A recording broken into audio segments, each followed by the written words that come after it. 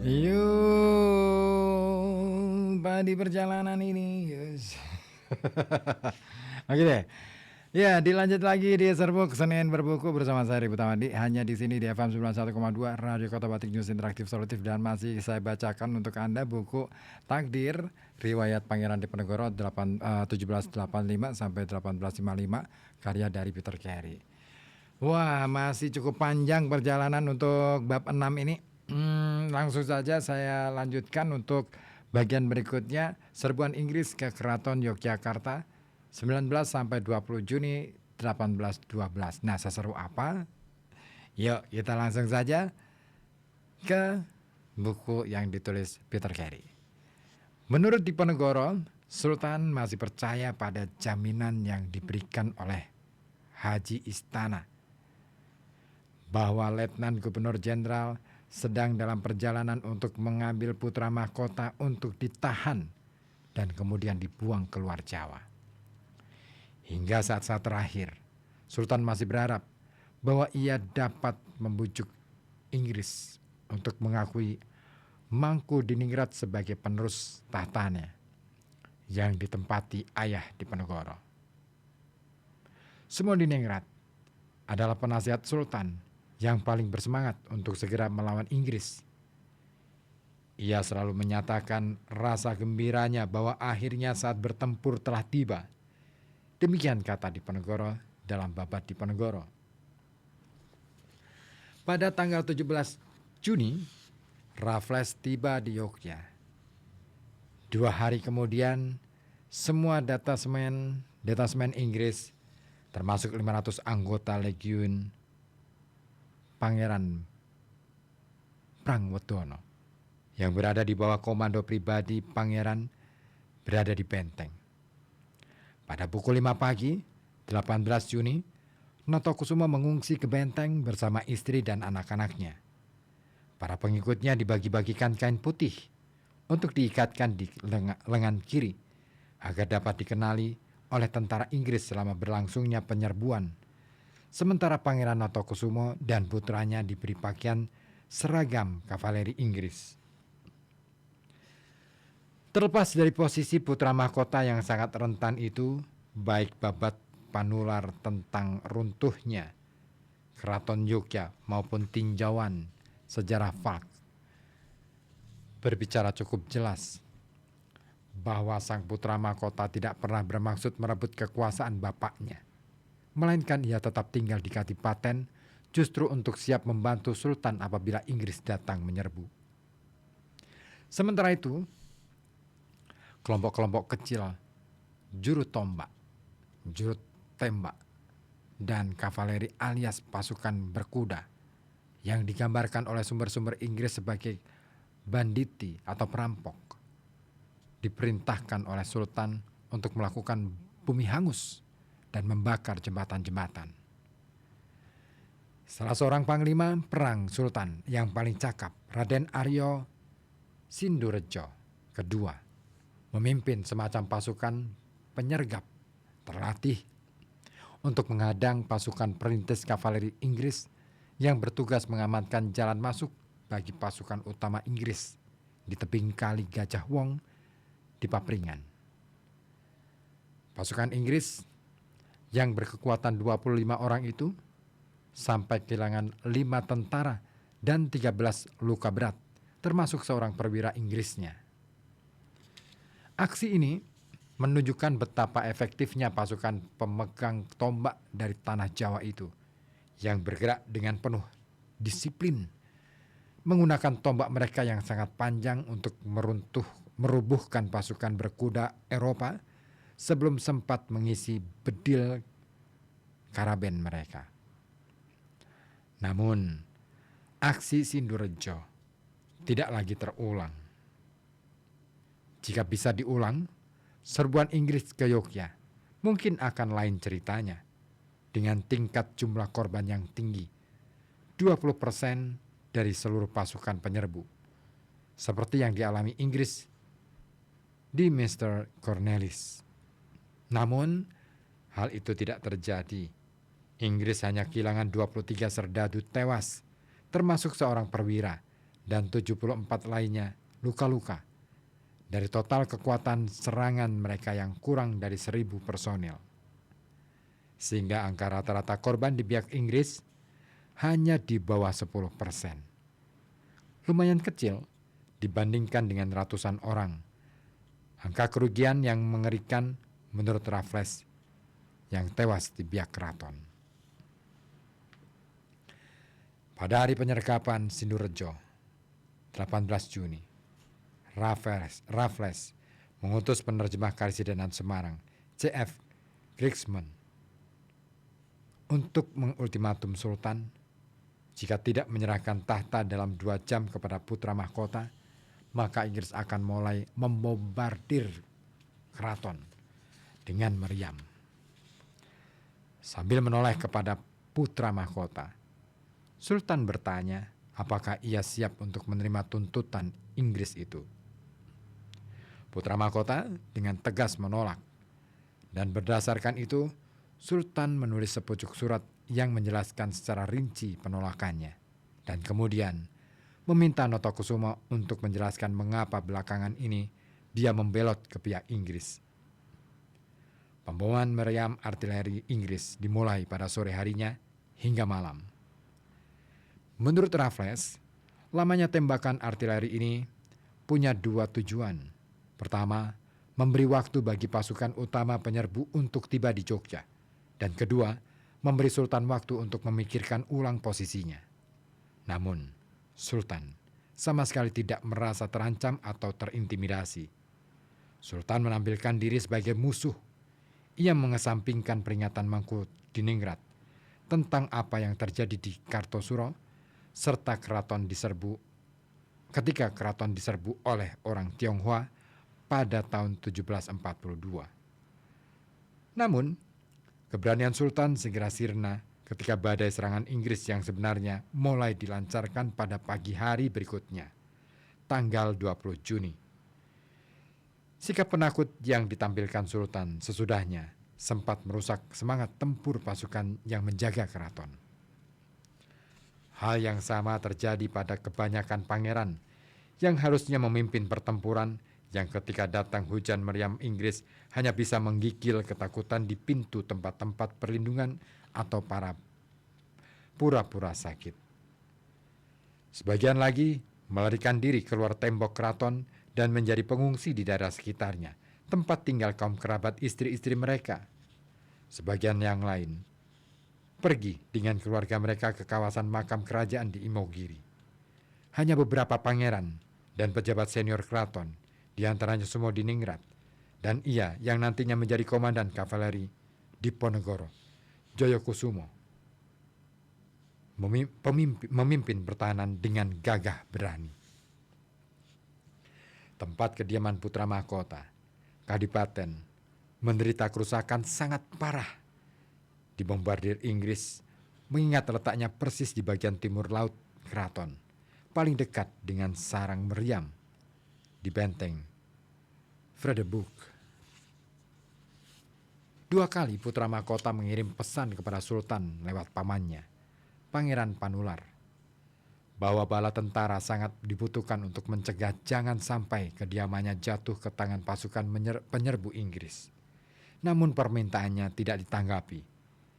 Selama pemboman artileri itu, Sultan tetap berada di bagian dalam keraton, dikelilingi oleh pasukan Srikandinya yang senantiasa mengawal dan memanjatkan doa-doa dan berzikir. Pada pukul 9 malam, tembakan meriam-meriam Inggris berhenti. Di keraton, banyak tentara penjaga lalu pergi tidur, mengira bahwa pertempuran sudah usai. Namun, pada pukul 3 subuh, meriam mulai menggelegar lagi. Kali ini dengan kekuatan 2 kali yang lebih dahsyat. Ketika fajar menyingsing, tentara-tentara Inggris dan sepoi, dan juga orang-orangnya Notokusumo menyebar mengepung tembok keraton. Beberapa dari mereka membawa tangga-tangga bambu yang disiapkan oleh Kapitan Cina, Tan Jin Sing, tokoh masyarakat Tionghoa di Yogyakarta yang sangat mendukung serbuan Inggris. sikap yang kelak akan menimbulkan sentimen anti Tionghoa yang sangat kuat di Yogyakarta. Kadipaten adalah yang jatuh pertama kali. Pintu gerbang Poncosuro di timur laut benteng dibom artileri berkuda. Madras dan kubu-kubu pertahanannya direbut oleh serdadu-serdadu sepoi yang mengambil oper meriam-meriam keraton yang kini ganti diarahkan kepada pasukan pembela keraton. Putra mahkota dan para pendukungnya termasuk Diponegoro mencoba masuk ke dalam keraton untuk bergabung dengan Sultan. Namun mereka tidak diizinkan masuk oleh Pangeran Joyokusumo. Di bawah berondongan tembakan sepoi dari kubu-kubu pertahanan keraton yang sudah diduduki, mereka mendekati Pasar Ngasem dekat Taman Sari. Ketika satu detasemen resimen sukarelawan infanteri ringan Benggala dipimpin oleh komandannya, Mayor Dennis Harman Dalton dan John Deans, sekretaris Kepresidenan Yogyakarta yang berbahasa Melayu, menangkap mereka. Putra mahkota diminta datang ke kediaman residen dengan pengawalan bersenjata. Diponegoro mendapat luka ringan, goresan bayonet ketika serdadu sepoi Dalton secara kasar merampas kerisnya. Akhirnya, mereka sampai di kediaman residen, di mana mereka diterima oleh Raffles dan Crawford. Notokusumo memperlakukan mereka dengan dingin, nyaris tidak sudi berbicara dengan keponakannya itu. Saat itu pukul 6:30 pagi. Sementara itu, alun-alun selatan sudah jatuh dan Sumodiningrat yang ditinggal lari oleh pasukannya akhirnya tewas di masjidnya sendiri di sebelah selatan keraton saat coba meloloskan diri dari penangkapan. Demikianlah 3 menantu Sultan dengan Ratu Kedaton, permaisuri darah Madura itu, semua kehidupannya berakhir berlumuran darah dalam tempo hanya 18 bulan saja. Melihat posisi Inggris yang sudah siap untuk melancarkan serangan paling mematikan ke arah Kedaton, bagian inti pusat keraton, maka Sultan memutuskan untuk mengibarkan bendera putih, memanggil para panglimanya, dan memberi instruksi untuk memerintahkan pasukan keraton meletakkan senjata. Sultan mengira bahwa dengan sikap menyerah secara sukarela begini, keraton masih bisa diselamatkan. Memasuki paviliun Sri Menganti, pasukan garis depan Inggris menemukan Sultan dan rombongannya berpakaian putih-putih dengan banyak kursi-kursi juga ditutupi dengan kain putih, suatu pemandangan yang jika penguasa Yogyakarta itu berketepatan hati untuk lebih baik mati daripada menyerah, mungkin dapat menjadi presiden untuk perang puputan atau perang terakhir dan habis-habisan di Lombok dan Bali tahun 1894 dan 1906 sampai 1908, ketika raja dan keluarganya memilih bertempur sampai mati di tangan tentara Belanda yang menginvasi istana-istana mereka. Dalam kasus Yogyakarta, Sultan dan para pengiringnya tidak membuat upaya bertahan mati-matian sampai akhir seperti itu. Mereka justru membiarkan diri dilucuti dan tangan mereka dipegang di kedua sisi oleh para pengawal Inggris dan sepoi. Sultan sendiri bahkan diamankan oleh seorang opsir Skotlandia. Di bawah kondisi terhinakan seperti ini, penguasa Yogyakarta dan kaum kerabatnya digiring ke kediaman residen di antara barisan tentara Inggris dan sepoi dengan pedang terhunus dan sangkur terpasang. Panular, pengarang babat jatuhnya Yogyakarta, melukiskan bagaimana Raffles menyaksikan dengan rasa puas betapa hanya segelintir pangeran saja yang turun dari kursi mereka untuk memberi penghormatan yang lazim kepada Sultan, sesuai dengan isyarat yang diberikan Raffles agar mereka tetap duduk.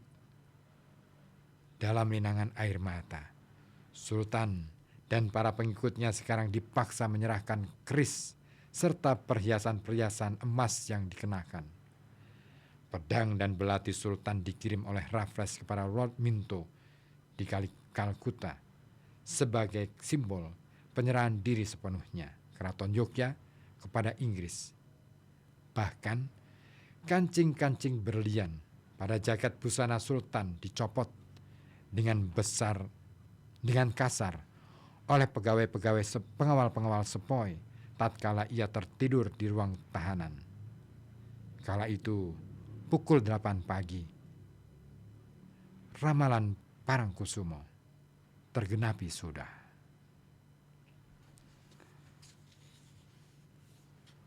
Dan disimpulkan oleh Peter Carey.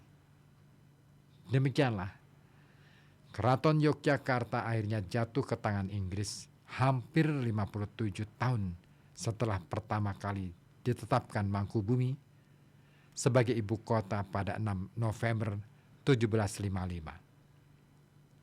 Dalam rentang waktu kurang dari 4 tahun saja, keraton-keraton Jawa Tengah bagian selatan berhasil dipaksa untuk menyesuaikan diri dengan bentuk pemerintahan kolonial baru yang sentralistik, yang langsung terlihat bertentangan dengan paham filsafat politik Jawa sendiri tentang kekuasaan di Jawa yang terbagi. Apabila raja-raja itu sedikit diberi waktu, mereka bisa jadi mampu menata ulang konsep-konsep politik mereka untuk melegitimasi realitas-realitas perubahan yang terjadi. Tetapi keraton-keraton itu tidak dapat melakukannya secara cepat sebagaimana dituntut Dendels dan Raffles. Hasilnya adalah bencana.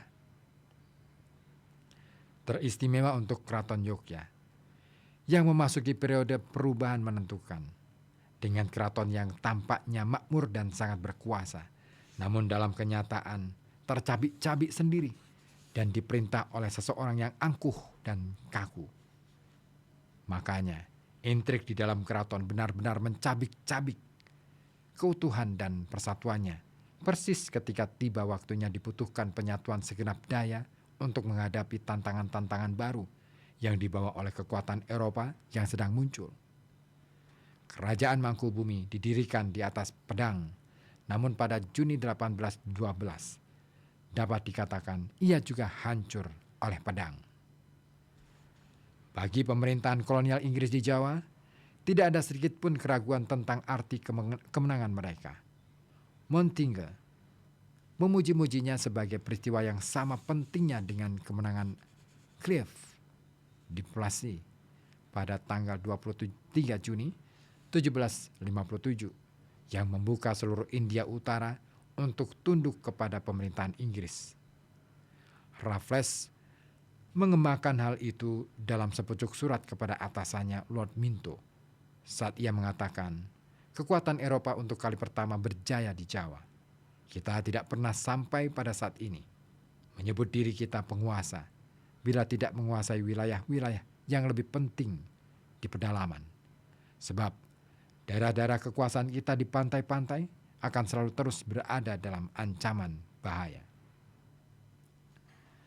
Sekalipun Keraton Yogyakarta dan Surakarta tetap sebagai kerajaan setelah dilucuti sejak 1812, namun mereka tidak pernah lagi sanggup menjadi ancaman bagi kedudukan pemerintahan Eropa.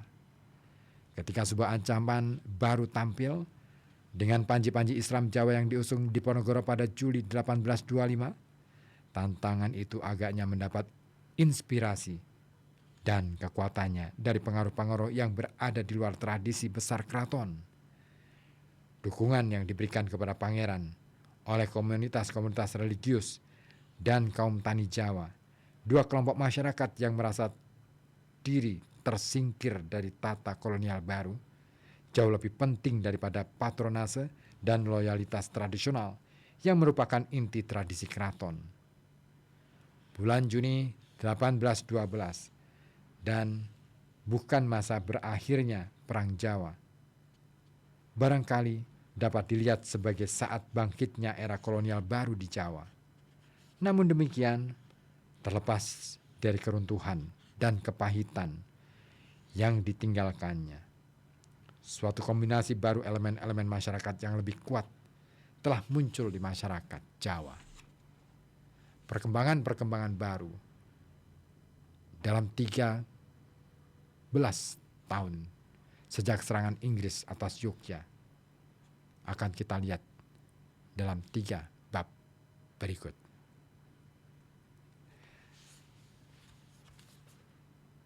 Di episode mendatang. Oke, saya sapa dulu yang sudah bergabung lagi, Abbas di Comal. Ada sebuah kuburan lumayan panjang ukurannya. Ada yang bilang itu salah satu prajurit Pangeran Diponegoro yang akhirnya membuka lahan dan menjadi desa. Tapi memang masih butuh penelitian lebih karena itu masih berupa rumor. Oke, Mbah Wonogati. Oke, siap. Mbah Wonogati ya. Yes. Oke, saya merinding ya waktu Mas Ribut membacakan Sumpah Pangeran Diponegoro yang menolak untuk dijadikan sebagai Pangeran Adipati atau putra mahkota dari Aulia di Keradenan. Semerinding itu kah?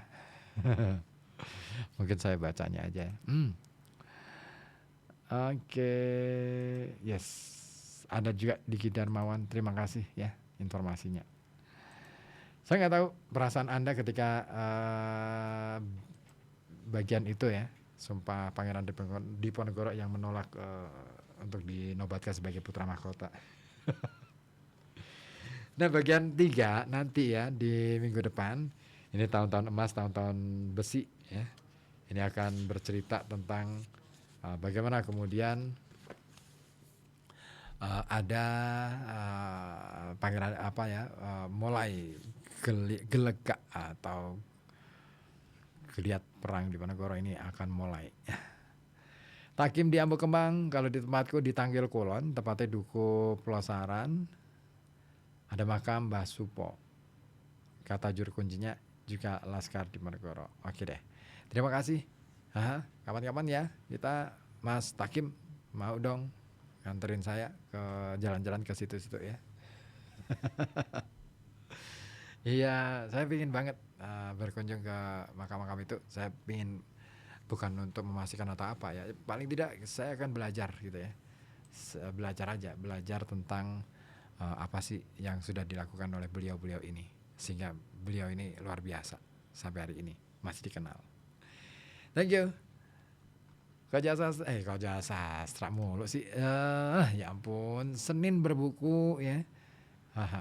Harus saya akhiri sampai di sini.